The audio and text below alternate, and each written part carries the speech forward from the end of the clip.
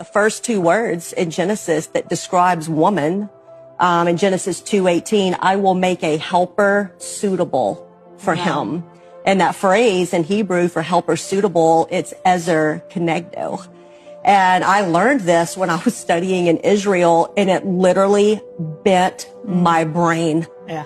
I mean, I was a different creature before this and after it, because that word helper, I'm from rural Mississippi. Come on. Deep South. Yeah. And so a helper out of my world, my southern world, is someone secondary.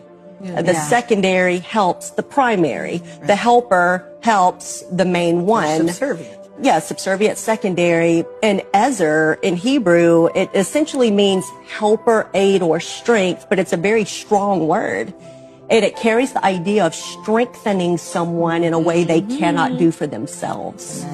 And what just bent my brain and like changed my whole soul the moment I learned this was that throughout the Bible, like usually when we see this word Ezer, it's a word that God uses to describe himself in relation to Israel.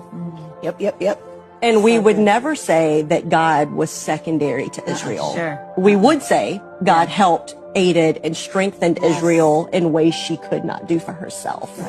So I'm sitting here going, time out. Stop, wait. Time out. The first word that God chose to use in the narrative of the Bible to describe woman is a word he uses to describe himself.